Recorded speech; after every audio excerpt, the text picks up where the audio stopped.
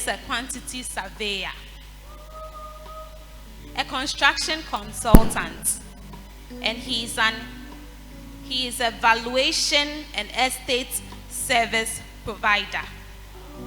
So, as we do it, we want to welcome him on stage.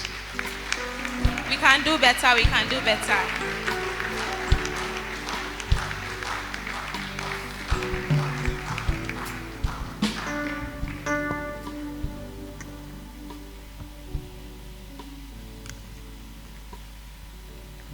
Okay, so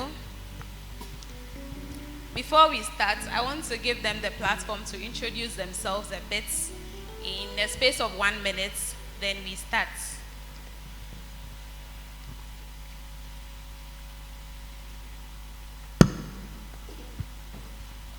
Hello. Hello.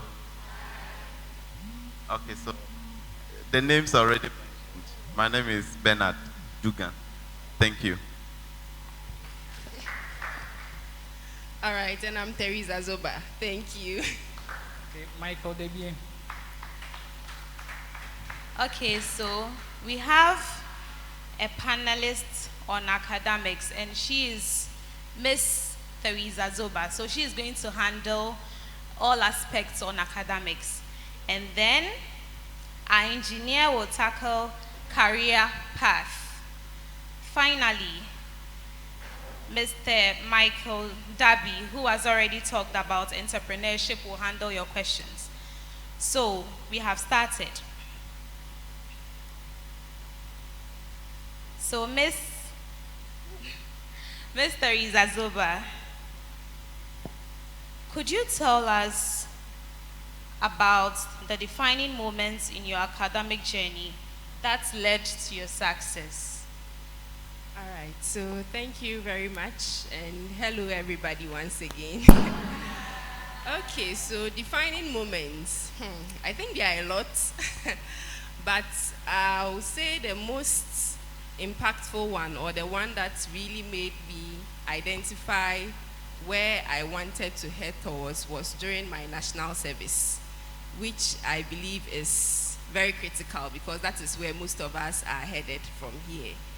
But I think it all begins with interest, and interest can start at any point in time, even while you are still in school. For mine, for instance, looking at geological engineering, it's a very broad field. So you are taught a lot of different areas, and depending on which one you'd want to go into, you can guide yourself in that direction. So I realized very early in my program that I was more interested in things that had to do with petroleum geology. Maybe somebody wants to do something else, stratigraphy. Some can even decide to branch and go into a different field altogether, even if they want to go into civil because of the nature of the program. But I identified mine. But why I would say national service is because at the point I started my service, I didn't exactly know whether I wanted to further or just continue with working in a company. I was open to both options, so far as it had something to do with petroleum geology. And it was during my service that I was able to talk to most of my lecturers about what I wanted to do, because I was fortunate to do mine with an institution. So I was still around my department. I was able to ask questions and be guided. So that guidance was very key for me, because I remember sharing with my head of department during my service about the fact that somebody even encouraged me that with engineering, especially geological engineering, once you do your first degree, you're okay. You can work in, let's say, a mining company and you're making a lot of money, so there is no need to further. And so my mind was moving towards that lane. But when I spoke with my head of department, he advised me that in as much as it's true, looking at how the world is moving, it will be good that if you have the opportunity and you are interested, you further as well. And I think God being so good, the Holy Spirit was also helping me, because shortly after that, he asked me what my interest was, and I told him petroleum geology.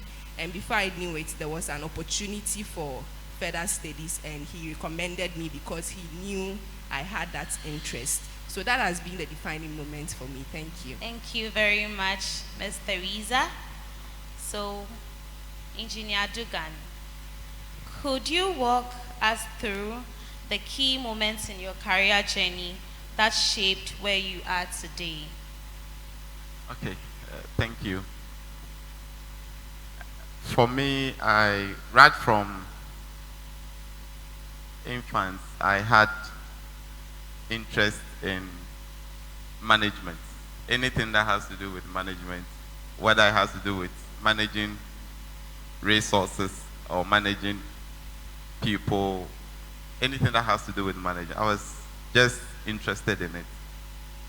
I didn't really know the end of that desire. And living life, whoever gets close to me can know that I am just somehow organized. Because it's a natural thing. I don't struggle doing those things. And I took that to work. I was just into construction.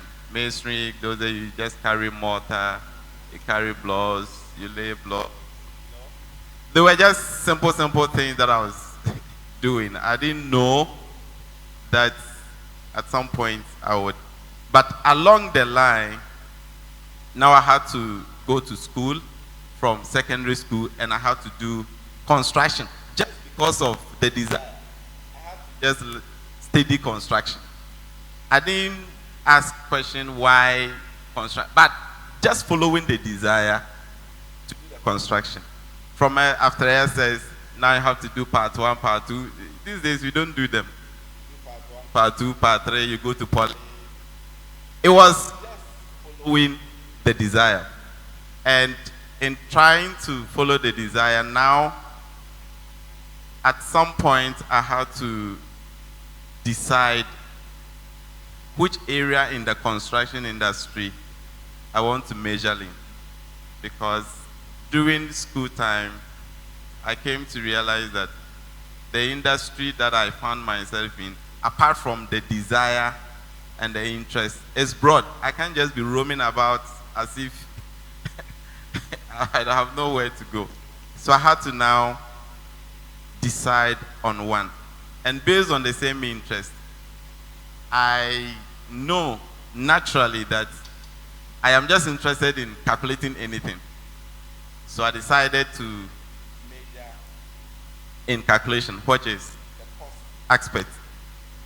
And cost aspect involves calculations. Like accounting is just a subset of what we do. So you will learn accounting through, just that we don't practice as someone who has specialized in accounting, but we do those things. And by way of majoring in costing, I now have to do cost courses specific. And so after poly, I would have to now do cost aspects. So it means that right from there, I was now doing courses that are cost related. And I majored in quantity surveying. And quantity surveying is just calculations, which has to do with costing. And for now, I know, tracing back 15, 20 years down the line, I really can say that all those desires that I had was not wasted. And now I can say that God, who knew me and created that desire in me, and with me also cooperating, has really helped to come this far.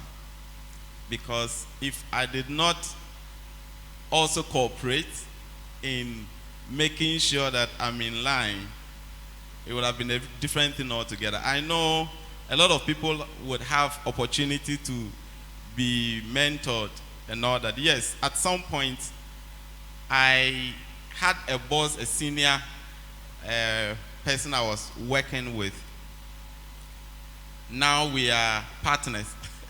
So at some point, you just have to get somebody to now help you and guide you, especially with where you want to go.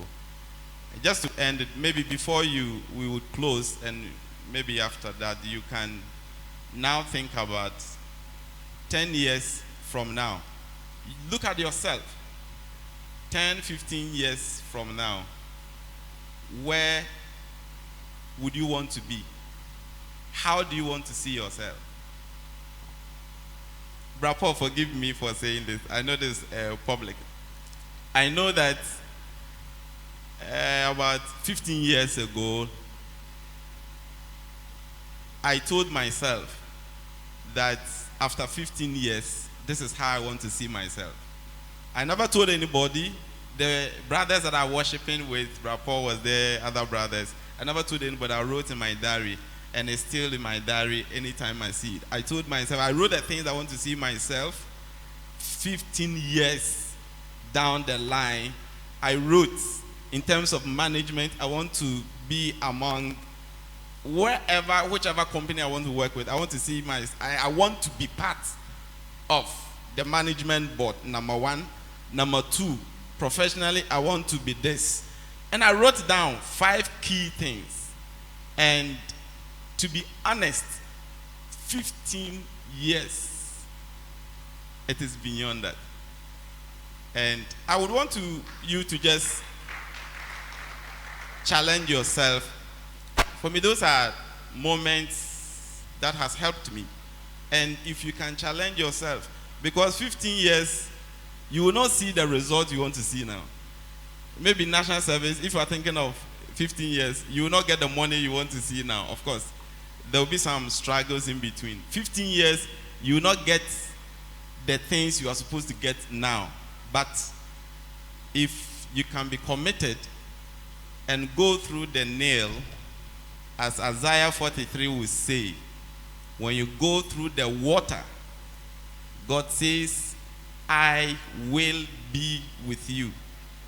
He said, again in Isaiah 43, when you go through the rivers of difficulties, different levels of waters, he says that you will not drown. Now, he didn't say he will be with you because he has been with you for some time. So you know, he said you will not drown. And the last one says that when you go through fire, the fire will not burn you. And there are moments God journeys with us. He doesn't expect us to always see him as a bodyguard. He wants to leave us by way of experience and still have that experience of God with you and know that he is with you. Thank you. Thank you very much. That was really deep. So back to Miss Theresa. So a lot of people probably want to be in academia, and the question they keep asking is, how do I start? Where do I start from? And it's all about how do I start, where do I start? So the question is, as a recent graduate, fresh graduate, how do we start the path of, how do we start threading on the path of academia? All right, thank you once again. So how do you start and where do you start? Again, I'll come back to interest. Reason being that I know people who are in academia or who are furthering their studies. And I also know even those who are not doing it, let's say in Ghana or in Africa, because sometimes some of us feel like if I do it outside the country, it will be better for me. But I know people who are outside the country, they have all the resources needed, full scholarship, the package, but they are frustrated because they realize that they looked at the package without considering their interest. So they are in a field, they are struggling because they are not interested in it, they are not understanding anything, and they are just struggling through. So I'll come back again to interest. You would have to know what you are interested in, what you want to become, what are you aspiring to be, or what are some of the things that you are hoping that I should be in this or that in my future, and that should guide you along the way. And I'm sure for some of us, you have already probably realized it. Maybe while you were in school, you realized that for me, I would want to do this or that. For some, it may even be different from what you are currently doing. But that is the first step, to know what you are passionate about and what you'll be most comfortable and passionate pursuing. So that's the first thing. Now, after you know that, of course, when it comes to academics, there are certain things that are basics or standards. For instance, your credentials. You may know that there are certain areas, if you want to get to, they require some things. They have a criteria that you are supposed to meet or requirements. So you would have to work around. If you are having those, that's fine. If you don't have those, then you try to think about how best you can still find yourself there. I also know people who had an interest, but they realized that after BSc, they were lacking, and the requirements per the institutions would not permit them. So what did they do?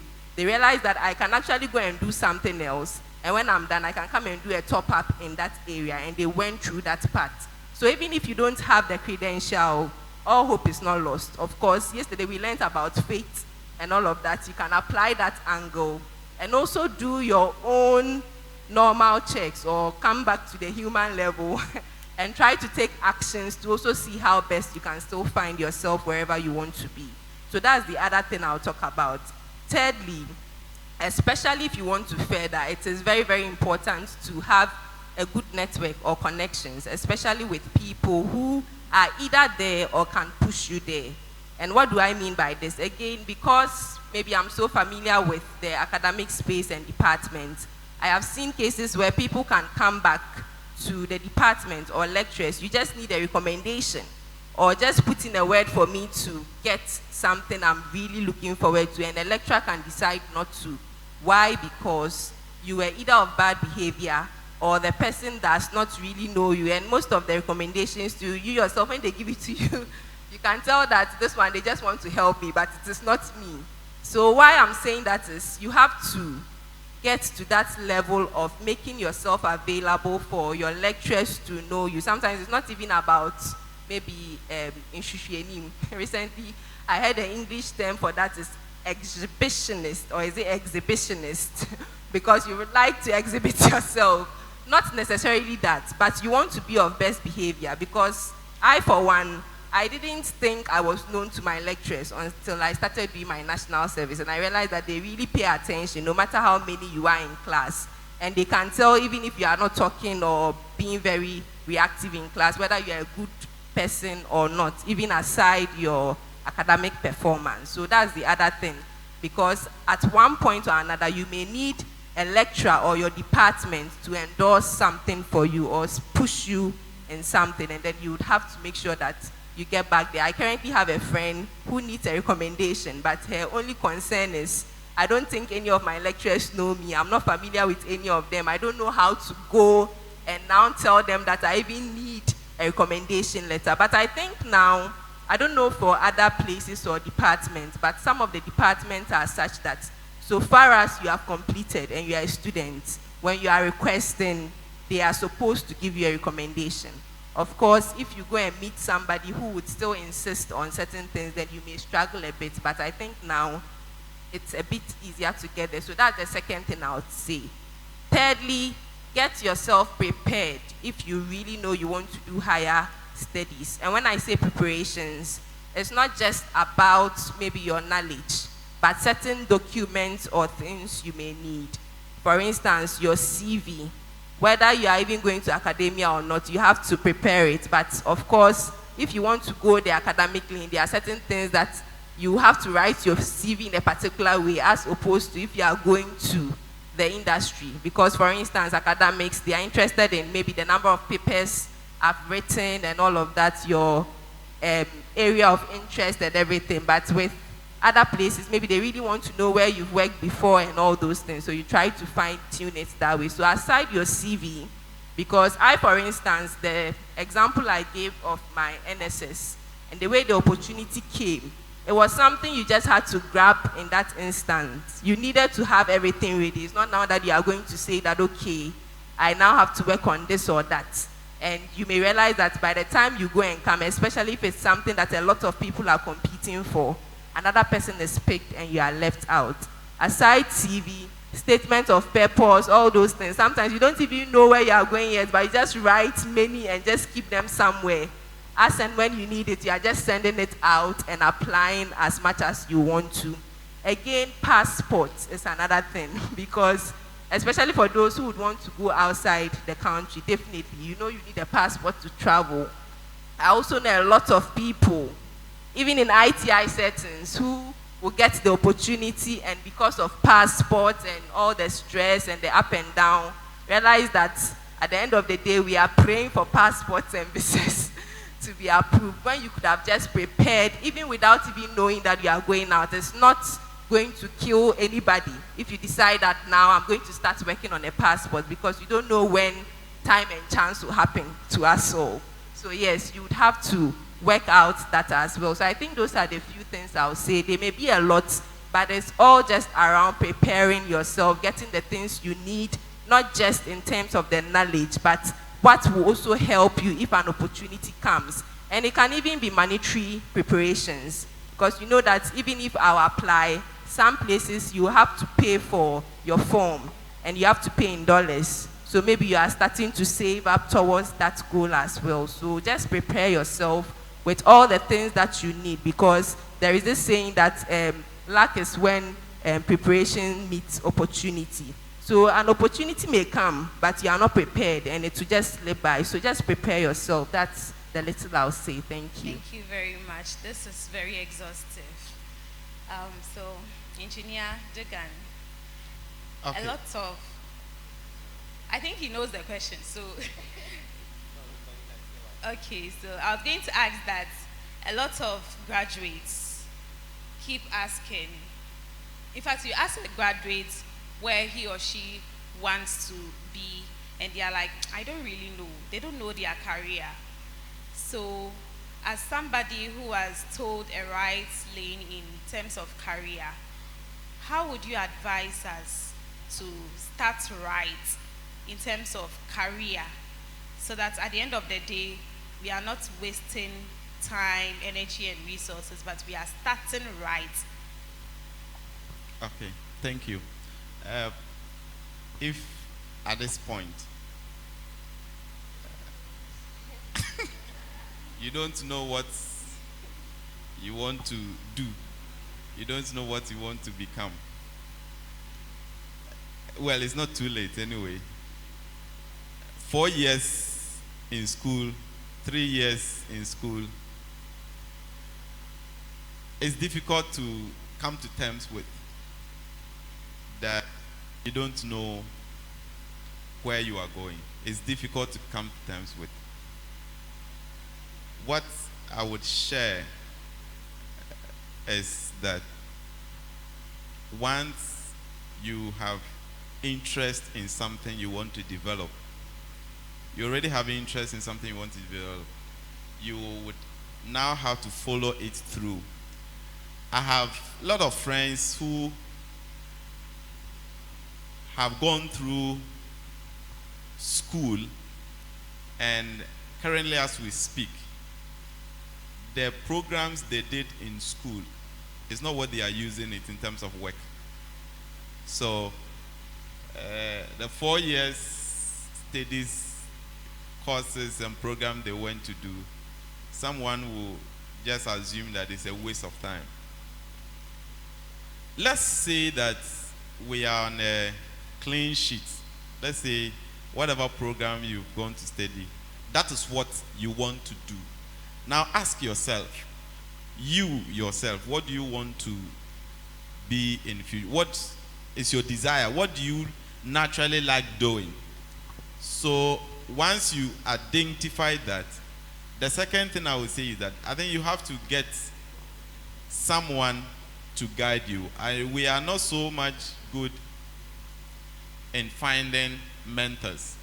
Sometimes we feel that maybe the mentor is too high and we are at the bottom and we can't click.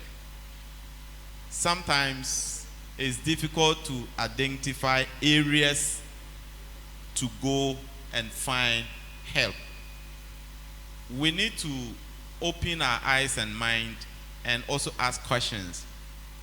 If you have interest in some areas you want to develop, there are institutions around. Right now, you can opt for voluntary service, or the people would say internship. And once you are doing the internship with the said institution, you can learn a lot, and that offers you a bigger platform to grow whatever you have. I know some people who do internship, you are not paid, even your transportation is on you. Yes, I've gone through all those seasons. The focus is you acquiring something. The focus is you learning something to become somebody in the future. So your focus should not actually be money. And that is one of the things I see a lot of youths who comes. Their focus is, once after school, is money. The focus now is just money. Money. Because we're university, you understand. It's important, but work must come before money. And we develop these things by exposing ourselves to some institutions. If you are in the medical field, there are hospitals, clinics, you can go there, offer yourself. Yes, you just want to do the internship. And once you gain the experience will pay for it. If you're in the engineering industry, I know some companies do not want to have internship people because of the demand. They feel that they have to pay you. Yes, you can just inform them you just want to learn. And I know that the learning will pay off. Just give yourself some time. And for me, that is what I will share.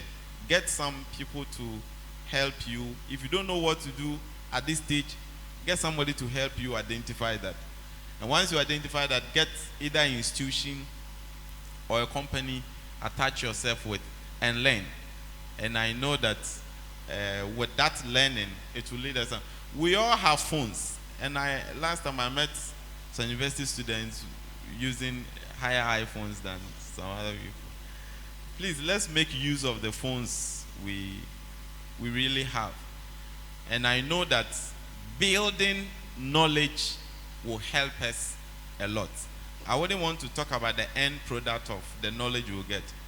But I know when you learn about whatever you are interested in, it will pay off on its own. Thank you. Thank you so much. Ms. Theresa, please, what goals would you ask someone who is aspiring to be in academia to set for themselves? And how should they, what steps should they take to reach those goals? I hope the question is clear. Yes. All right, thank you once again. So, when it comes to, I think anything at all that we are doing, I think recently I was speaking with someone, Peter Derry, and he reminded me about something that was said in one of our conferences, just the one we held in KNUST, where we added it even to our caption that we are called to the highest standard. I'm sure we remember. And so I just want to base what I'm about to talk about on that. Because for me, I'll say the goal in whatever that you are doing should be the highest standard. Aim to be the best, or aim for the best. Or some people say aim beyond the skies. So that when you miss, at least you know you've fallen on the sky and you can still manage that one. So I would say that whatever that you are going to pursue in terms of academics, aim for the best.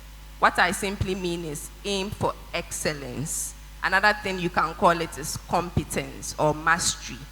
Aim to be very good in what you are doing, not just on book or paper, but can you actually do it if you are given the thing to do.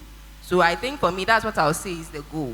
Aim to be the best, to understand what you are doing, to have knowledge in it, to be competent enough that they can actually say that we trust that what you have learned, you can do it. So aim for mastery. That's what I'll say. And so how can you do these things? Of course, by being serious first and foremost, because I don't think any lazy person can ever attain mastery. If you are lazy to study, you are lazy to maybe interact with people, ask the right questions, and take the right steps.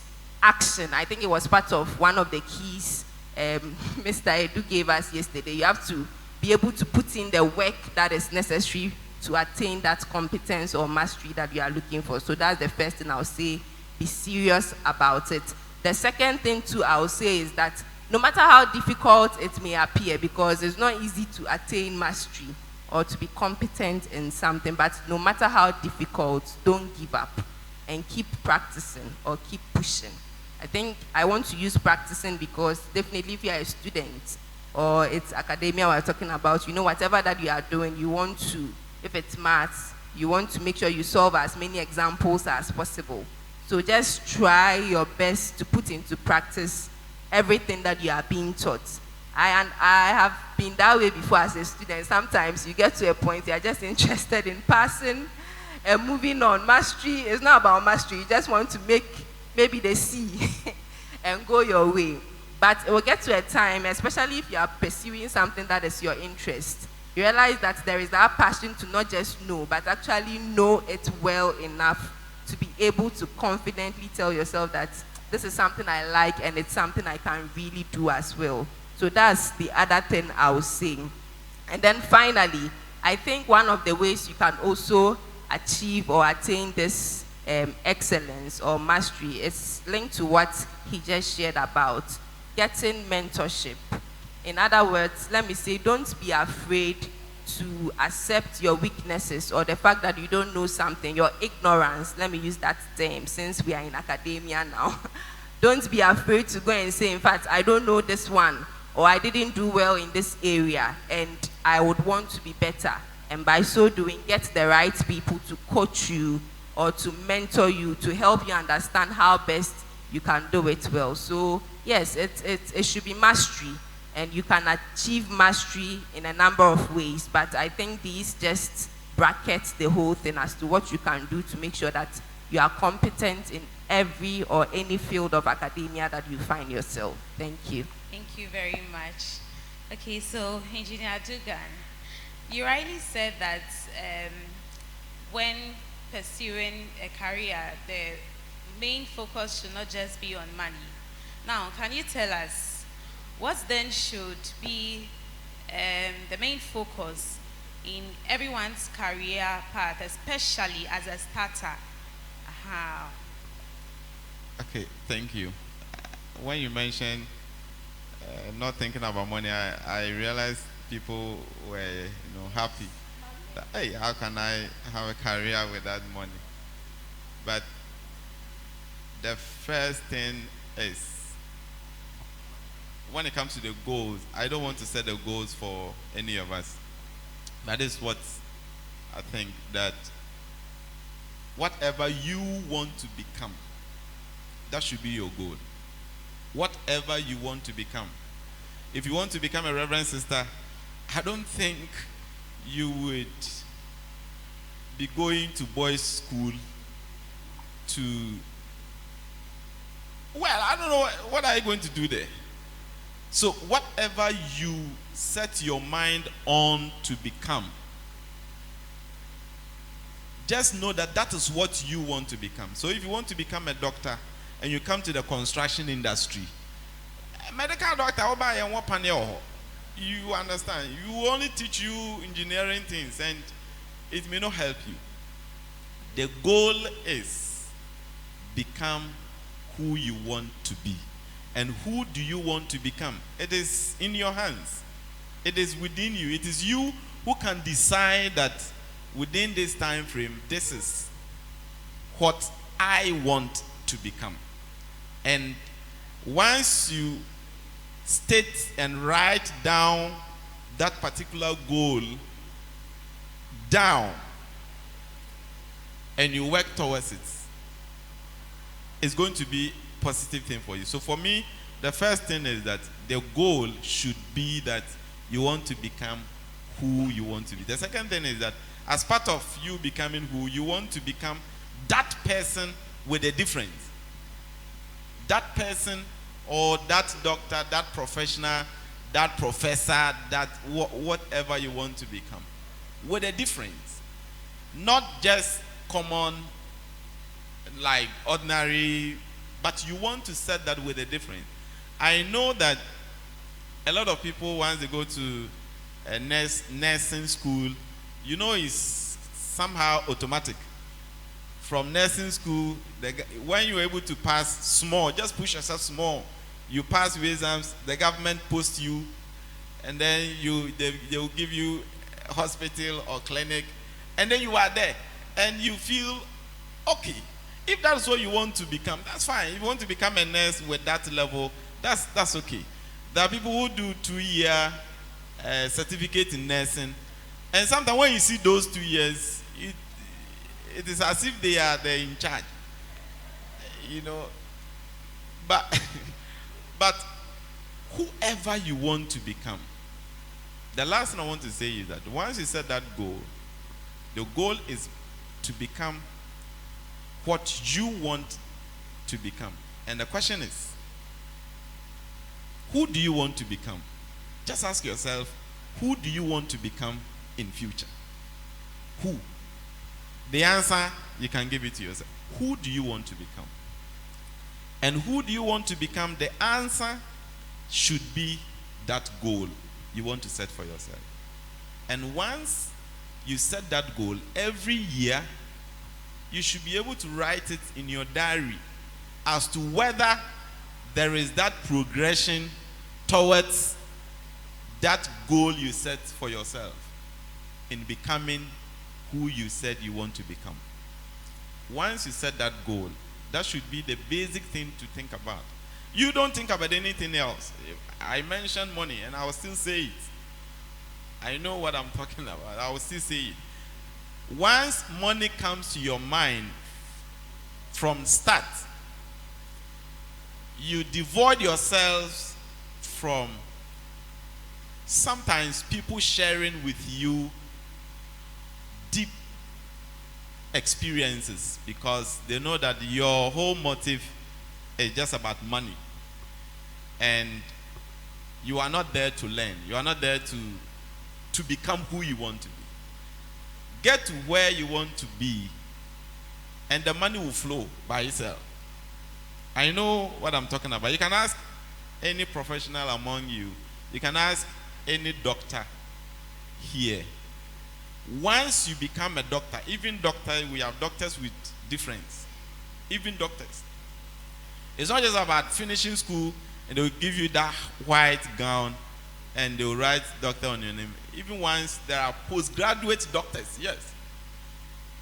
So just take that as your focus. And I know whilst you are on learning, other opportunities will come your way. And that will be the last thing I want to share. That once you are learning, you just have to open your eyes to a lot of opportunities. And I know once you grab those opportunities and you have learned, then the money will flow. Just to end, we have a lot of workers that they are only interested in money. The money is not a problem. You give them work, the capacity is not there. Right now, let's say after national service, you're fortunate to be employed by a company that pays you amounts you feel desire. I don't know, at this level, you might be thinking of how much? 10,000 Ghana cedis. 10,000 Ghana cedis. Nice. Senior, good. 10,000 a month, right? Okay, no, there's no problem with the money. How many dollars? There's no problem with the money. Now, the company employs you and gives you the assignment, the position, you would realize that once you assume that office, you seem to be very light because the capacity to hold that position is not there. I had a friend who graduated with a first class, was employed in a mining company. I won't mention the mining company because it's my friend. Was given 2-bedroom bungalow, was given a pickup brand new, and the basic salary is in dollars, I won't mention, with other incentives. This friend of mine goes to work, and they even gave him workers to work with because he's now like a supervisor. Goes to work. The instrument he is to use, because once people are under you, you are supposed to give the instructions. The instrument is supposed to use and teach the guy. He couldn't. He didn't know how to use the instrument. When he got to the field, the money there is not a problem. When you go to the field, for him to now show what he knew, competence. I was in the office and the guy called. I said, actually, this guy, the first class student there, this time, what? He said, oh, there is the work they are doing and the way they coordinate, whatever. He said, this time. And the other workers are there waiting for him to do the coordinate plot and then they can start work. And I have to now take him through for him to teach the guys to do the work. The truth is, I cannot continue every day for you. Right? I can't. In less than 2 weeks, he called me on phone that, Charlie, I quit the job. I said, really? And you know what? We had to now go and bring a guy with HND to come and hold that position. And now the guy is into computing. Someone who did engineering, he's now into computing. So the money there, that is why I said, don't think about it. The money will come, no problem. The base, the competence, what it takes to be at that level you are thinking, please, let that be your goal. Learn, learn, learn, learn, and learn. And I know that that alone will fetch for itself. Thank you. Thank you so much. Okay, so Miss Theresa, this is a very short question. I want to know that, do you believe that there's a final destination in academia? Do you believe that? Okay, so I think this question can be answered in 2 ways. I think if you are looking at the structure of maybe what you can pursue in academics, somebody will say maybe PhD is the highest, or when I become a professor, or professor emeritus, or whatever. So you realize that if you want to look at the structures, you definitely get to the highest level. But if it comes to learning itself or research, I believe there is no end. Even when you become professor, doctor, whatever you become, you would have to keep learning and keep researching, especially if you are really entering into academia proper. You'd have to keep going because every day people are discovering new things, things are changing. You can't remain the same. If not, one day your students or even the people that you are overseeing or teaching, if you're in academia, would definitely put you in a tight spot because everybody is learning and growing, so you'd also have to learn and grow. And if you really want to maintain that competence we've been talking about and that mastery, you can't stop learning. If not, it will get to a point you may forget or you become olden days when others are moving current and getting digital. You are still in the old age. So it's both ways. If you want to look at the structure, yes, there is a highest level you can get to. But I believe it shouldn't just be about the structure, because there are people who may not have a PhD or become professors or even have a master's, but you realize that when it comes to learning and the knowledge, they are even better than some of the people who have those titles. So in the title aspect, yes, there is an end, but in the competence, there is no end. Thank you. Okay, thank you very much, Ms. Theresa. Engineer Dugan, this is a similar question. In terms of career, sometimes people are so ambitious. They go so far, but they never catch a break to really enjoy the fruits of their labor. So based on this, will you say there is a final destination in career? And then, a follow-up to that question, at what point do you strike a balance between ambition and then contentment? Wow, thank you. Well, we are learning, so let me just put it straight. Our sister shared, when you take a structure, the structure definitely has an end. If the goal is to become a JHS teacher, once you become a teacher, you are a teacher. And every teacher is a teacher. Once you are employed a lecturer, you become a lecturer. And once you become a lecturer, two things involved: a junior lecturer, a senior lecturer. Once you become a senior lecturer, what else again? Which one again? Asa, Anna. Good. So in terms of structure, that's it. If it's a nurse you want to become, once you pass your exams, you are certified, you are a nurse. You just work. Once you become an engineer. But when it comes to an end, no. Because of the continuous development and the way the world is changing. If you are not careful, you would be a doctor with archaic knowledge. It would be like 1945 knowledge. Meanwhile, we are in 2024 century. This is current century we are dealing with. New things are coming up. New things. In fact, new things. So for me, in terms of knowledge, you can't end it. Every day you have to learn.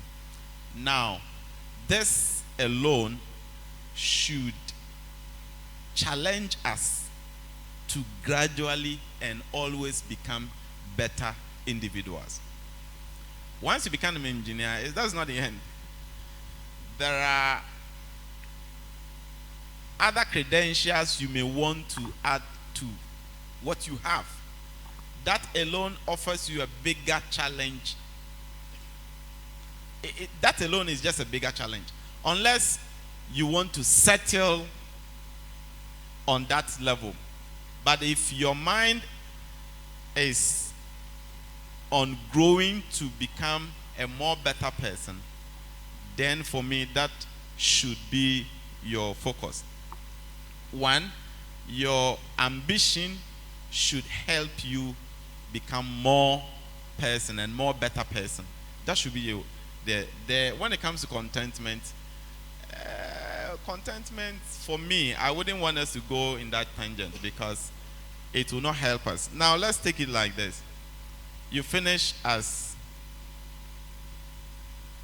a quantity surveyor or an engineer. In the next 10 years, 15 years to come,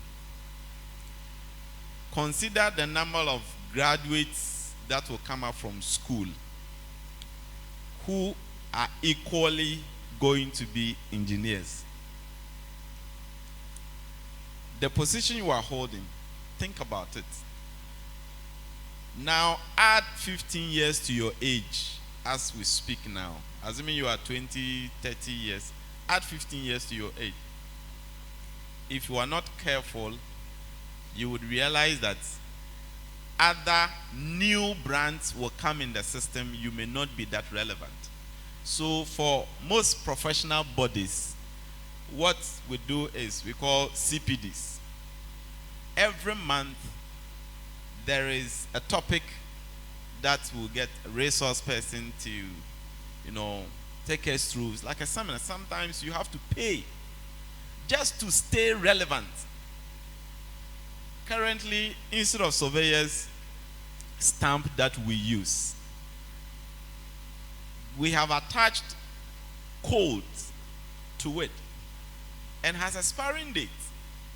Once it expires and you stamp a document, and assuming the document you have stamped has an issue and it goes to court, and the court verify that you are the one that stamped the document, and they verify.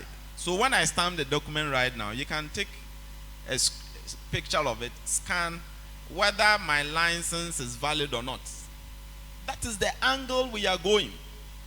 So somebody stamped the document, and the court will now detect that the stamp that was used to stamp the document wasn't in the first place valid. It's an expired stamp.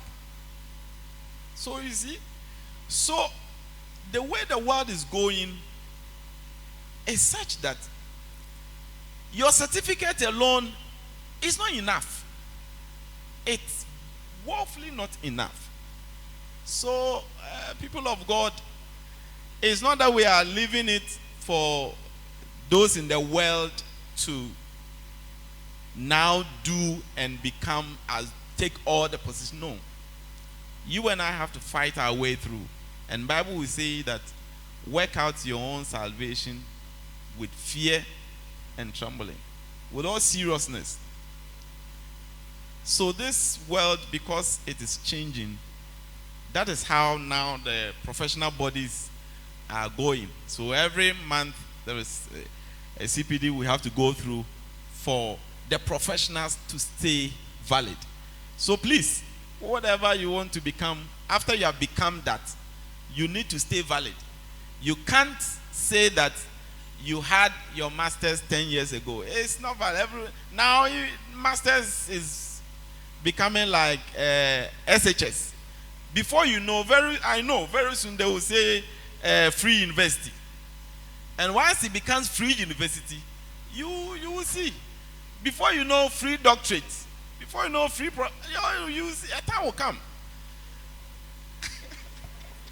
It is possible, good. A time will come and you realize that the certificate that, let's say 10 years ago, I know if someone had master's degree, you know what that means? Master's certificate. They were the ones that were occupying the highest positions. Compare it with now. You will realize that the value of the certificate.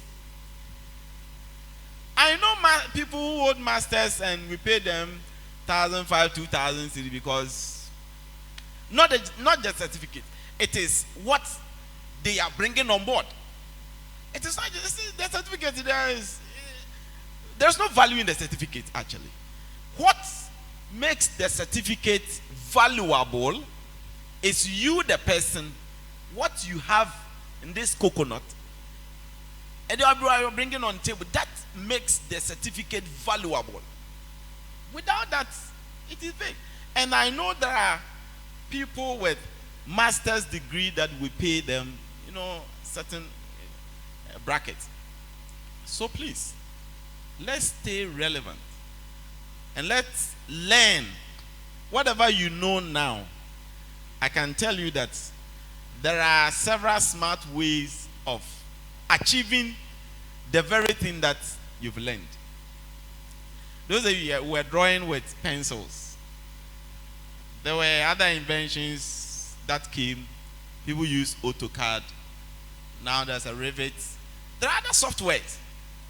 And if you are going to stay 10 years backwards, most of your delivery, you can even get projects, but your delivery range will be slow. Now we have BIM. Those in the engineering field, we have BIM. BIM. It can give you anything you want. Quick, easy, in fact, smartest. You can, within a week or two, the design you have to spend sleepless nights in getting it done. Within some few days, you have your product ready, you deliver to your client, and you are moving. There were some years back, intentionally, I did a research on professions. And at the end of the day, the result was this. In the next 10, 15 years to come, there are professions that are not going to be relevant in our industry. Have it in mind. 10, 15 years to come, there are professions that are not going to be so much relevant to the industry. There are others that are going to be more demanding because they are going to be more. For the demand for those professions is going to be higher. Now, when you look at this, then you want to form yourself for 10 years issues that are going to happen. So by the time 10 years, 15 years will come, you would have acquired the needed knowledge you need to survive in the next 10, 15 years so that you don't struggle. And that is how a lot of people come out from school. They feel after national service, well, again, they feel that there is nowhere to go, and that is a challenge because we don't really look at the next. So for me, the final thing is that please, you would just have to stay valid, no matter your, even if you're a Christian. Brother Peter Wilson and I said, you can't say that Legon, the John 3:16 he knew, the understanding of it. If you ask him to explain it now, the way he will explain and practically give you John 3:16, what it means, will not be the same as Legon explanation. It will not. It will never be the same. Because of the continuous education and learning of that same scripture. So please, let's think ahead. No matter your challenge now is not a problem. Let's think ahead. Now, my sister, how many are you? How many were you in class? 60. 16. Well, 16 in your class. So, assuming you have 16 number from different institutions with the same program coming out for one position, just one position. Just one position. And it's only one person we need. By way of ending on this, the question is, what will make you different from the others? The very thing that will make you different should be that thing you want to work on. Thank you. Thank you so much. So my next question goes to Mr. Dabie. Okay, so as someone wanting to start the wealth creation journey, what advice would you give the person? Where is the best place to start, especially in these times where resource acquisition is really a challenge? Where is the best place to start from? Okay, so during the talk, I think I mentioned something about being resourceful, right? I think I mentioned something like that. That entrepreneurship is about being resourceful.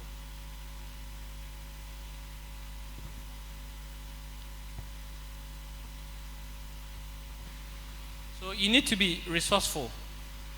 But you see, this question is very dicey because there's no one formula that will fit all.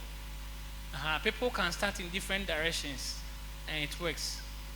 But if you want to be a good entrepreneur, I think depending on where we are, learning how to sell will be one of the best things that you can do. And that's one of the things that most graduates also don't want to do. Why? Because if you are selling, You can sell many things. You don't need to be an engineer to produce the product. In fact, these days, we are selling a lot of things online. So you may not even need a wholesale or any special warehouse. You get my point? Because you can just be on your phone, you post something online, somebody is interested, you sell and you take your commission or you take your profit. That's one of the things that you can do right away. You get it? And then anything that you produce as an entrepreneur, you have to sell.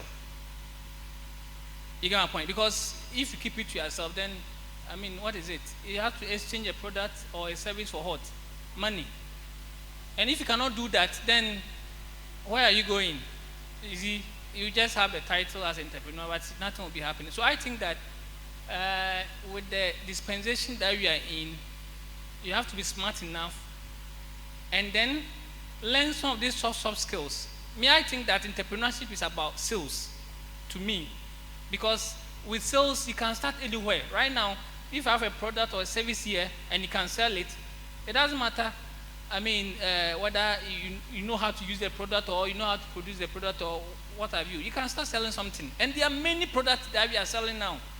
Don't just look at it at those that you know. You have to think deeper and look at what is happening.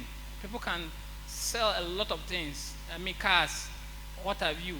People can import things. In fact, recently, I don't want to mention this, but most of these even so-called literates who are into business are having a lot of money more than, I mean, those with a big title. I've seen a lot of people accounts, they haven't really been in school, and you see the account, and my brother, you see that it's not a certificate issue. And these people go to China, sometimes they bring their diapers, they bring towels, they bring bona, or what do you call leathers. You get it? And they bring in containers. In a month, it's bringing about 6 containers. And then you are in your tie, nice, dressed well with your spectacle. And there's no money in your pocket. You see my point? And the economy we find ourselves, we don't produce. Most of the things we see is about selling, buy and sell. And I talked to you about the 2 types of entrepreneurship.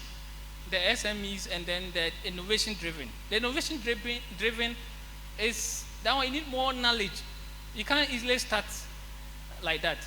So I think that you start with the buy and sell like that and understand how customers behave, understand some things, and then from there you can even gather resources and then you move on to the next stage. So I think that if you want to start, I can't really prescribe a formula because there's several industries and several demands. But if I were you look for a need. That's that. You see, and then we did that exercise. If you remember, I mentioned that when you start in the morning or you wake up to the time that you go and sleep, look at you are paying somebody almost everything, including even talking. MTN is charging you for just talking. You get my point? Seeing those who wear spectacles, just seeing somebody, you are paying somebody. So look for, right from sleeping up to the time that you sleep again. Look for a need and solve it. Somebody is selling you a pillow. So do you want me? And then we did exercise on the check-in. I intentionally did that because, in fact, for anything that you take, there are several services that you can provide. You get my point? Somebody can be a transporter. Somebody can be, depends on the direction you're coming from. If you're a supply chain, say, person, you look at it from that angle. If you are marketer, you look at it from that angle. If you are, what do you call it, digital person, you look at it from that angle. You get my point? And you have something to do. I think that where to start will depend on you, but there are a lot of space available for anyone to start. Thank you. Thank you so much. So we'll take our very final questions from all 3 of you. But before then, participants, please, if you have questions, kindly put them down as we'll be taking them very soon. Thank you. So back to Mr. Dabie. This is your final question. So you have so many businesses and you are into entrepreneurship as well. Can you share with us some of your major setbacks being an entrepreneur and how you were able to overcome them. Yes, so I know the setbacks will come. That's why we also did exercise and said, how long should a child, do you give up on a child to work? You get my point? Because if I come and say it's going to be easy, oh, you wake up and then everything is going well, then I've done a lot of disservice to you. It's going to be tough. The world is tough. It's tough. Oh. You have to have a thick skin, a lot of broken heart. So me, I always recommend that at least by the time you finish school, you should have at least a small broken heart so that you can face the realities of this world. If you are too naive and everything you're crying, you see, when somebody hits you small, when you don't have money, you're crying, everything you're crying, you can't face the world though. Or what do you think? Yeah, so everybody should have at least small broken heart. Then you'll be tough enough to face the challenges that you are going to face. Yes, so you have to have that kind of tough skin. There are a lot of challenges. And then people say, oh, there's no money, then there's no this, there's no, somebody's frauding you and all that. That's true. And let's look at the parable of the sower. Let's still come back to that. When he sowed the first seed, what happened? Some unknown bears came for them, right? Did he give up? And then what happened again? He sowed again, and what happened? It started germinating, and then what happened? On the rock, at the beginning it was nice, then all of a sudden everything withered. It's a challenge, right? The next one, it sprouted, and what happened? It grew, and then something hot, choke it, thorns. Those are the real life world that the Bible was describing. You sow something, then something happens, somebody will just, by somebody's mistake, something happens and you're out of business. But you stop there. No. If you continue gradually, what will happen? You succeed. And those of you who are always thinking money is the problem, I don't think it's the problem. Do you know why?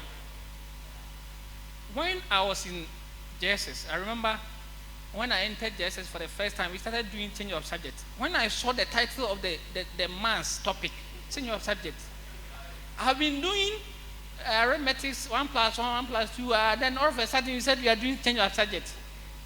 I said, hey, how are you going to solve this? Okay, we were able to overcome that, right? Then we went to SS. I was doing elective maths. Then they said something was trigonometry, calculus. When you see the symbol of calculus, then there was a number up and number down. And I said, how are we going to solve this kind of problem? Now at a point in time, they said integrate trigonometry. Integrate what? Sine, cosine. You get it? Now you are integrating what? Cosine. Those of you who did mathematics. So it means that every challenge has some level of knowledge that you can overcome that. So if you want to start a business and then you want $1 million to start, and you are using your primary school knowledge to go and tackle $1 million hot investment, what happens? What happens? So every challenge has its corresponding knowledge. I remember I did some contracts some time ago. Those times on 2016 they're about government, and I went to get funds for my money. I went there several times. The money was not coming. Then a man came to me and said, "Abranti, I'm fine. You can't do it."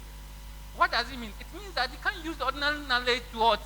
Overcome or do to solve some problems, right? And he said, if there's a challenge, there's a corresponding knowledge that you use to what? To solve that problem. Once you get that, I think it won't be a problem at all. But if you don't have that knowledge, definitely you're going to struggle. Thank you. Thank you so much. Miss Theresa, some people are so scared in academia because of research and other demanding factors in academia. I know you've experienced so many setbacks, so what are some of the things you can really share with us, and how do you think we can overcome those setbacks or rise above those setbacks? Thank you. All right, thank you. So I think everything or anything you may want to do may not come so easy to you. There will be setbacks. I think when you come to the area of academics, of course, one of the setbacks that we all fear is trailing. You don't want to trail any of your courses. Well, I have trailed before, actually. Yes, and so I think that's what I can share, because I'm sure maybe some of us here, if you can't relate, we thank God for your life and your academic journey. But I think sometimes maybe it would also have to do with contentment, which I think we asked him to address, and he did. But I believe that usually when you put your best into something, I believe that is where contentment comes from. You may honestly do your best in an area, but because of something, one reason or another, maybe even the system or certain things, situations beyond your control, you still end up failing. And it will still hurt, but at least you are comforted by the fact that I did my best. So I think that's one of the ways, even before you fail, don't plan to fail. Just do your best. So that at least if you are doing your best and you fail, you can have a consolation in a way that I know I did my best. And it's better than you regretting that, oh, I could have done better to avoid this failure. So about people being scared when it comes to research and academia, again, I would just want to encourage. I think that's what I can do. We all have fears. And sometimes it's good to be afraid, because when you're afraid, the good fear is the one that will push you to want to do something so that you don't meet what you're afraid of. So that's the good one. But the fear that will keep you from even starting in the first place is what you'd want to avoid. I'm saying it's good to be afraid sometimes because you realize that it may not be easy. And probably you're even finding yourself in an area you do not like at all, but that is where you are. Some of us, even in university, that's how it was. You ended up studying a course you didn't like. But I realized that once you are there, you have the opportunity to change the situation. You may have that opportunity to even do well there, in as much as you don't like it, because you are putting in your very best into that thing. So I think whether you're afraid to do research or to go into academia, so far as you find out that that is where you want to head, you would want to take that step regardless and do your best, so that at the end of the day you most likely get the best, or if you don't get the best, at least you know that you did your very best in that area. So that's the little I'll say. Thank you so much. Engineer, in the same line, your setbacks in your career journey so far, and then how to overcome it. Thank you. You know the way I'm cool. I've had a lot of setbacks. I don't want to go into details. Yes, that's one. I don't want to, because the question you're asking is personal, kind of. But I want to take a general. The truth is that the world we live in is full of things. People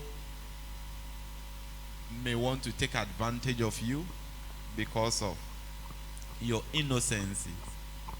You don't know. You just want to offer help. People would want to look down on you because you are not there yet. People sometimes are not willing to share with you when you were so passionate to learn. There are some institutions, sometimes you go, you see the people working around, yes, but some are not willing to share with you the very thing they are doing for you to even learn. They don't want, it's like they don't want you to know. And it's like once you get to know, I quite say, find a position, the setbacks for me is a lot, countless. But you see, like I shared, and I'll continue to say it, give yourself a time. Give God time. Give yourself time. And no matter how people will treat you, take it as you learning. Learn the ones you can learn and leave the ones you feel are not necessary. Our brother shared that you need to be toughened. Yes. When Jesus sends the people, he says that when you go and they throw dust on you, shake the dust and then go away, right? Shake the dust from your feet and go away. I don't like fake things. I want to passionately share realities. I know some of you probably may have experienced some. Some of you are still experiencing. There are people, you do something for them, they want to take advantage of you. Some, maybe a work you may have done, they are supposed to pay, they will not mind you. You call, they will talk anyhow to you. And you see, it goes into your heart because you may have spent sleepless nights doing that particular work with the expectation that the person at least will give you something. Sleepless nights. Some you go to work, you wake up very early, sometimes you have to walk distance, and you go, your boss will talk basa to you, and the word goes deep into your heart. And sometimes you feel like crying. Sometimes you shed tears that you don't want people to know. You go to your room, and the next day the decision is, even that evening the decision is that the next day you don't go to work. These are things that really come to us and tries to suppress the good in us. But you see, give yourself some time. Hey, in fact, you can write it in your diary. I mean what I'm saying. Give yourself some time. Give yourself some 5 years time. Give yourself some 10 years time to come. No matter the ill treatment you go through, tell yourself, my time will come. Don't let anybody hear of it. Tell yourself, my time will come. And you see, once you encourage yourself and you push through, God will make your time come. And will make you see the people who possibly treated you that way. And in fact, God will make them see the way you are shining.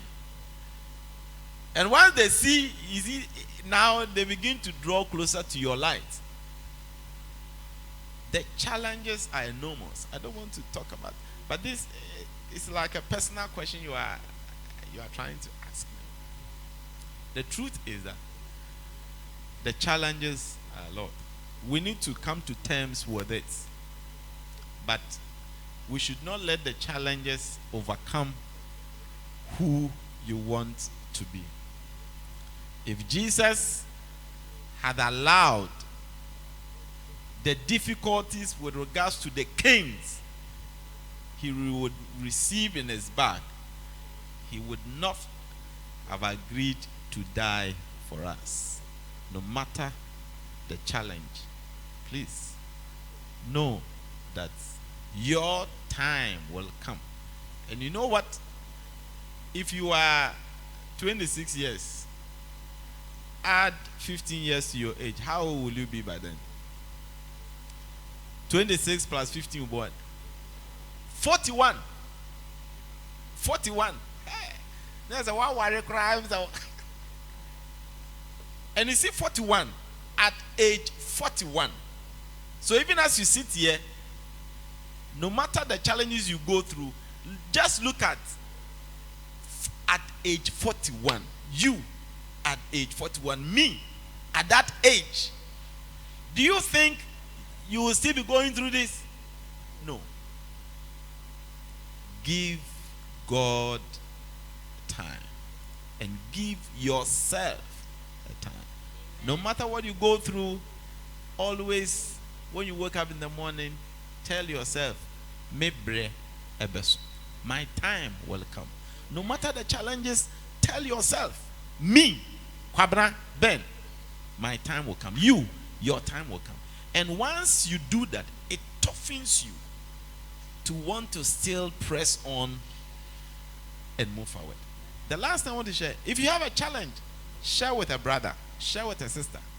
Not the one that would want to give you solution, and at the end of the day, it will lead you to difficulties and solutions and solutions. Please, open up to brothers and sisters. There are a lot of Christian brothers around us who are willing to help. Open up, share.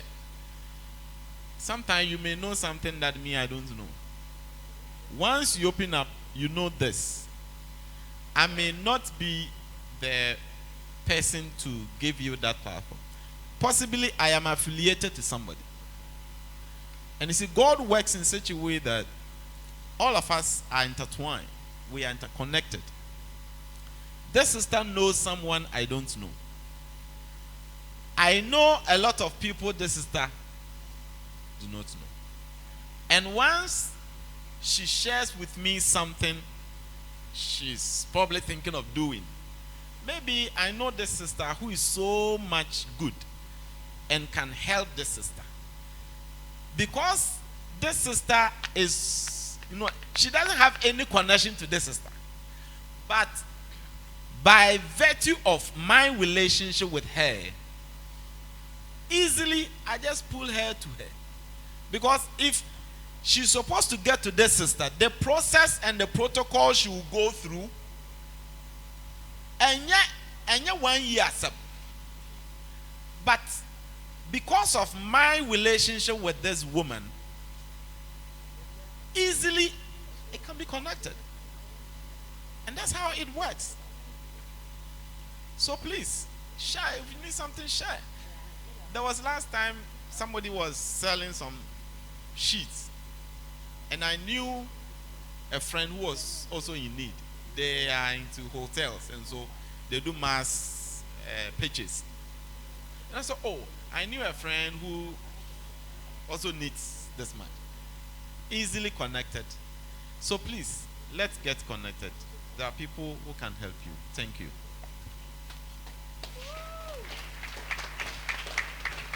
Thank you so much. So, we are far behind time, or a little behind time, so we cannot take all questions. I want to see by hands those who have some questions for the panelists here. If you have questions, kindly put up your hand. You'll be attended to. So I'm counting. It means that after this round, if you have a question, you may have to see them personally. Okay. 1, 2, 3, 4,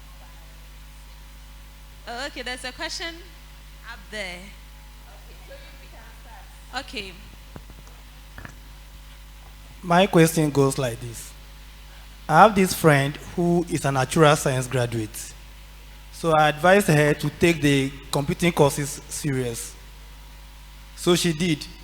During her internship, she had a data science company in Accra where they liked her service very much.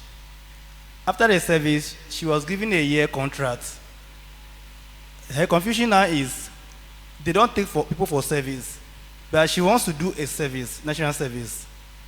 I'm like, this contract, you don't know what is at stake after it. Because the internship, she was paid 600 cedis with a lunch every day. So now, you are telling us that the money is not necessary, all right, which is not her priority. Her priority is not money. But in life, we have to take risk. We don't know where it will lead us to. So now, in this situation, what would be the best advice to her? Okay, so you mean the person has a contract with a company has she accepted to do the contract, or she's now thinking whether to do or not? She came back to me to advise her. I was like, she should go and take it. She's like, she wants to do the service. Why I wanted to take it is because she will learn more on the job, data cleaning. But she wants to do service, so she's not ready to take it, but I'm asking her to take it. So I want to see your best advice for her. Okay, mine is not advice anyway, mine is opinion and realities. I don't like going about in straightforward and we move. The truth is, one, in this country that we live, you would have to do national service. It's a law, it's a mandatory, right? Even if you skip, you travel outside to go and do whatever program you want to do, somehow, some way, along your own journey, you will get to a point where that paper, national service document, will be required. Even though you have all the documents, national service has become a mandatory service to the nation. That whoever completes tertiary, you are mandated to undergo 1 year service. It is to the nation. So if two things involved. One, if she decides to go for the contract, she should be ready to come and start the national service after the contract. Or if she do the contract or national service afterwards, she can still, because you see, I know a friend, now she's HR. She's supposed to, in fact, she went for an interview. She's passed everything, perfect. Now, the organization is requiring her national service certificate. She, even that one, she did the national service but did not complete. So she doesn't have national service certificate. It's a dicey situation. And that opportunity of the contract is not the problem. But national service, even if you ignore, one day, either you have to pay money to get the national service certificate one day. For me, if she can do the national service, unless she wants to use the contract as a national service time, which through other means, it can also be possible. You can see a pupil where I know she's been posted to this company to do the national service, but she wants to do here. I know those ones behind us, if they want to work it out, fine. And then she can now go on to do so. At that time, it's not a contract. It's a national service she's doing. So this is, the reality is that she's supposed to undergo 1 year national service to the nation. It's by law. It's a mandatory exercise. She's supposed to go now on the contract. So she will have to decide which one best that suits her, to do the national service or want to change the national service transfer to that place. So for me that's how I would want to look at it. The second question. Please be brief.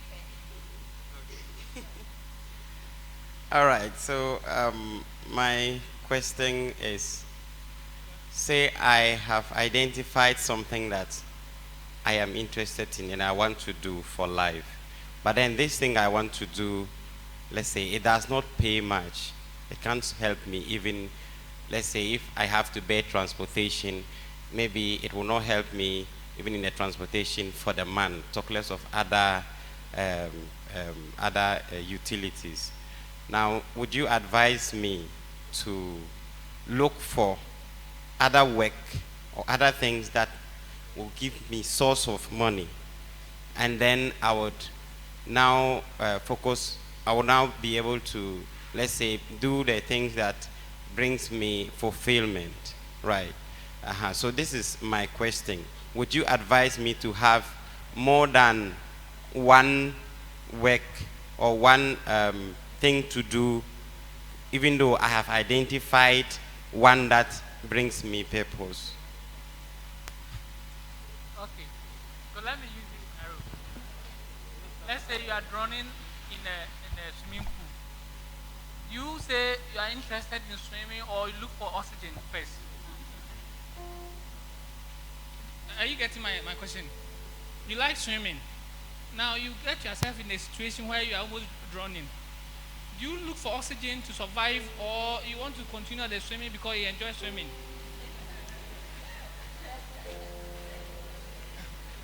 You got my point? Because you see, one thing that you have to know is that life, you are not going to be any time younger again. You are going to have a lot of responsibility now that you are finished school. You can't go and be asking your mom, now I need money. Please, can you send me 50 cedis to buy food and all that? You can't. You want to continue education. You want to hire, or you want to get some accommodation. You want to marry. You see, there are a lot of responsibilities. And these things, you need money to do, right? In fact, fulfillment is very important, as you are saying. But you see, if you have become a millionaire, you can just set up a foundation. Now, Bill Gates and all those people, they have big foundations that they do things that of their interest, right? That bring them fulfillment. But you can't say, I'm interested in something which does not give you money. And then you can do that part-time, but you still have to do something that will make you survive. Otherwise, you'll be a handicap. That's my opinion.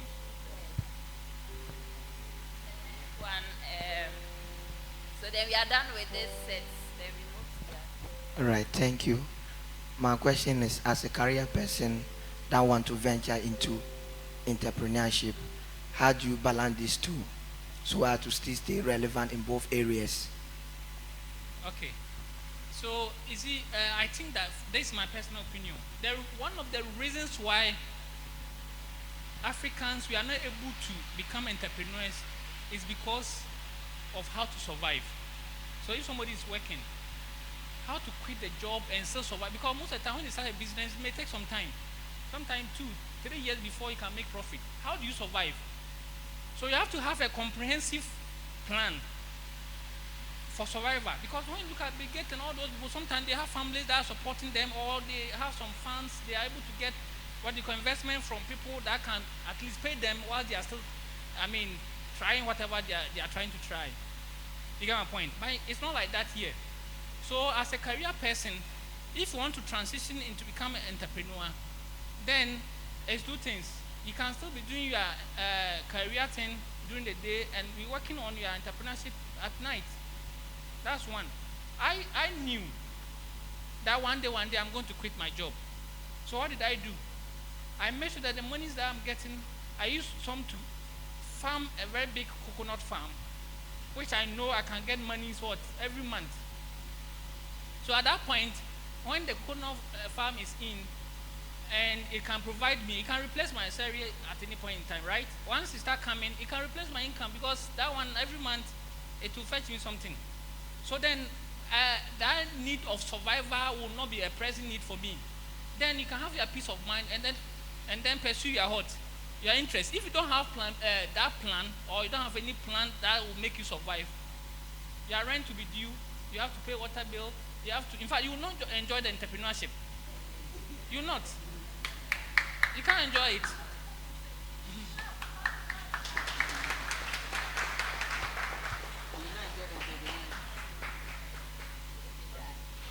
All right, please, my question. I have a younger brother who is currently in 3rd year and has been doing this program, let's say, actuarial science to 3rd year. And during this vacation, when he came, he said he has suddenly lost interest in doing actuarial science and wants to do engineering.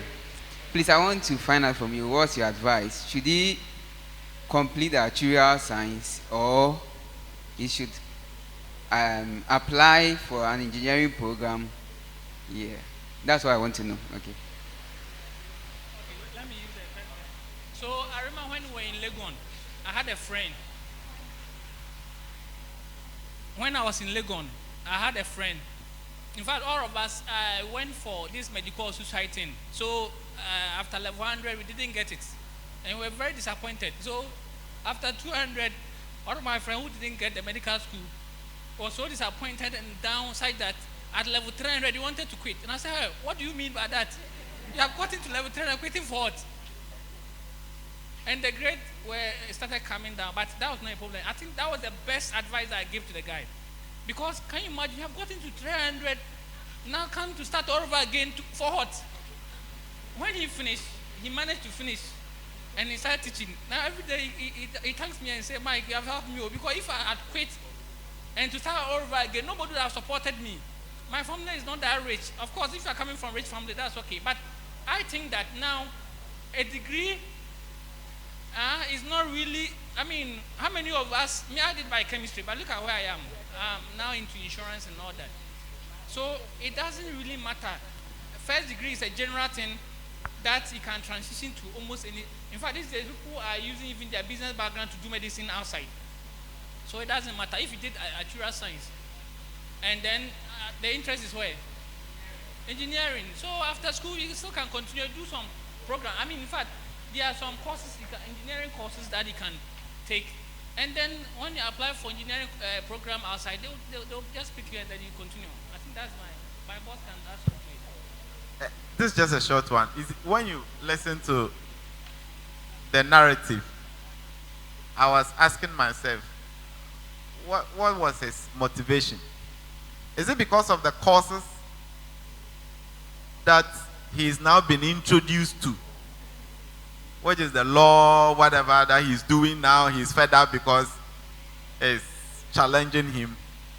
What was his motivation in choosing actuarial science right from the beginning? We need to address these two issues. And then, I think he wanted to add up, please. All right, so actually he wanted engineering, but you see, you choose several courses.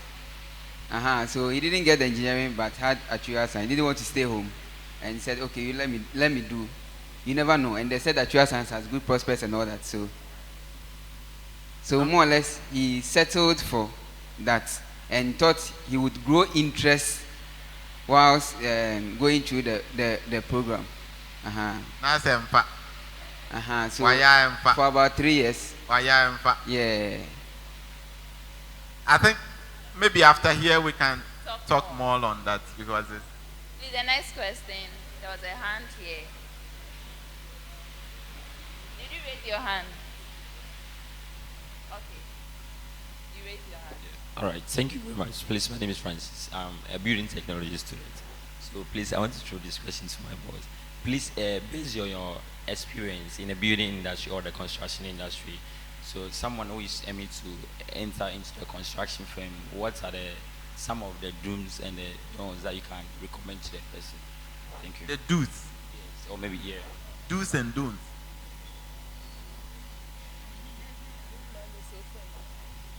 No, for we work with principles.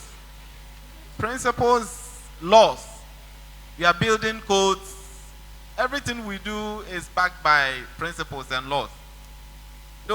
So the do's and don'ts. If you take building, we have the building code. So if you want to put up a building, the building code will tell you the do's and don'ts. I have a lot of books on that. I can get you some softwares, soft copies of them. Building codes, when you want to put up a building, that defines that. We have codes for other things that we do.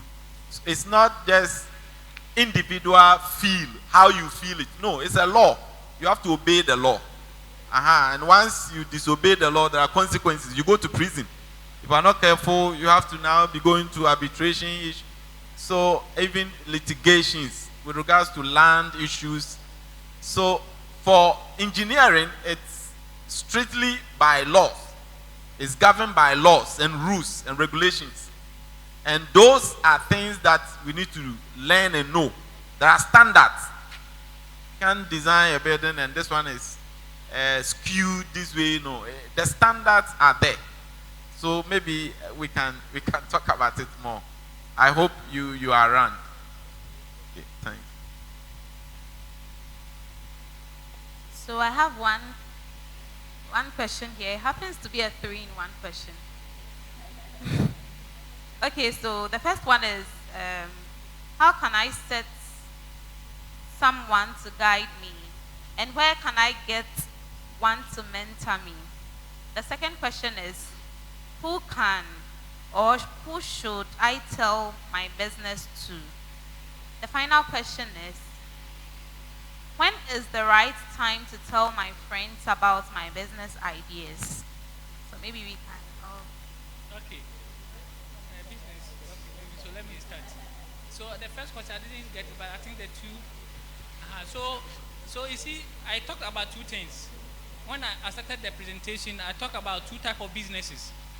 There's one called what? Innovation driven.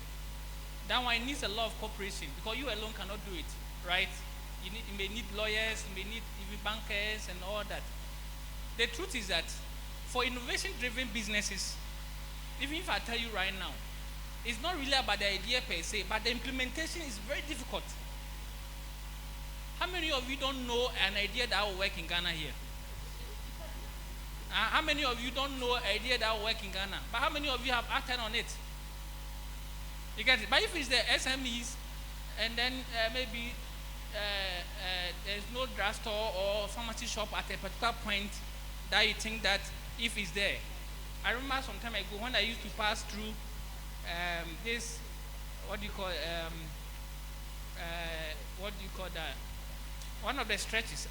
For a very long time, I didn't see any filling station on that stretch. And I was saying, hey, I mean, why is that all this stretch from, I think from Santasino and about the time, from Santasino and about to Asafo, what do you call it?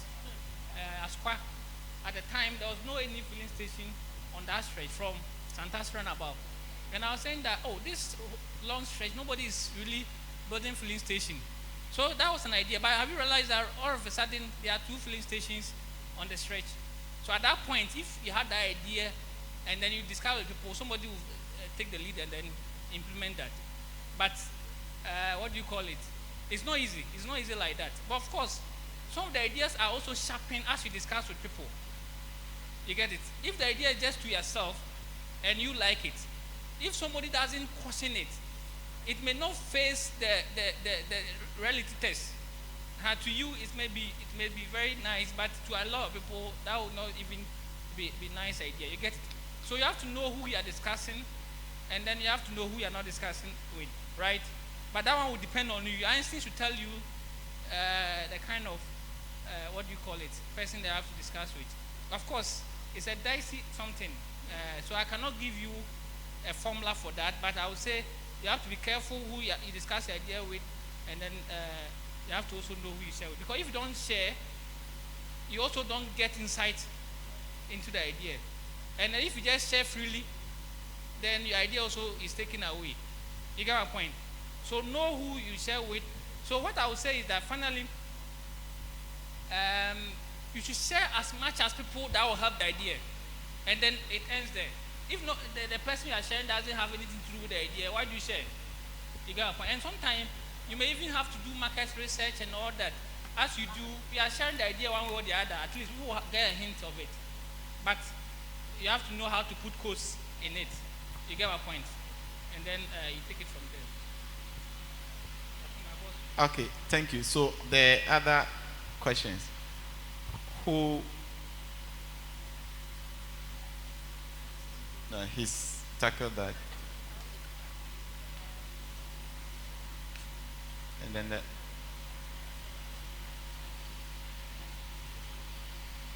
Okay.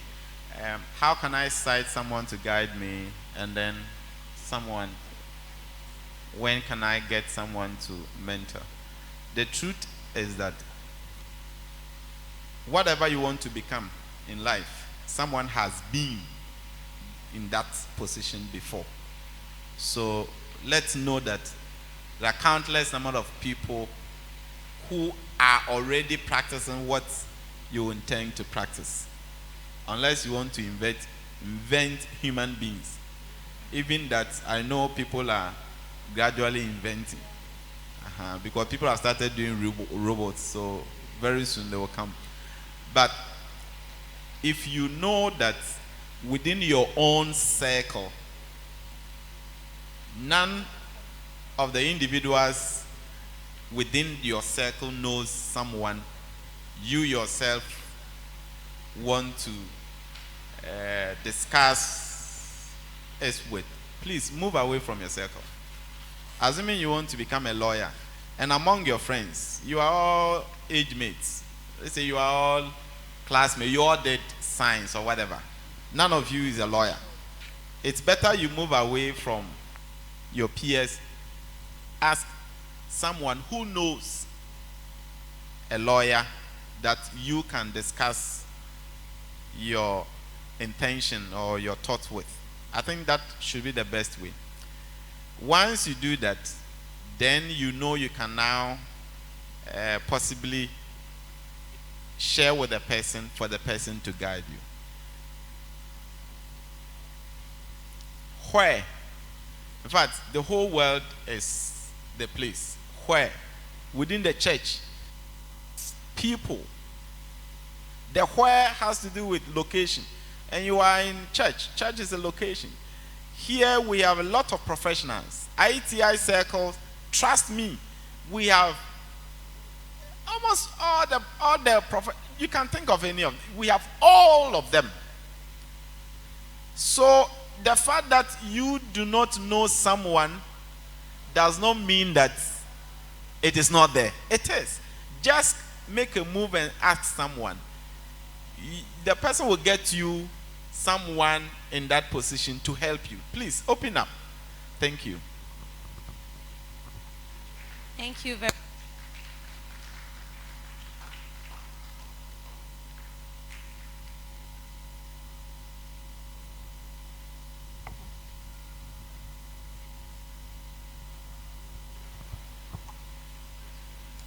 Oh, please, we can do better.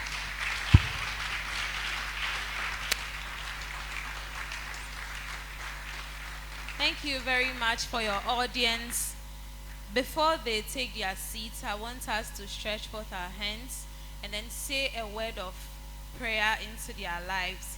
We want to ask the Lord to bless them and take them places.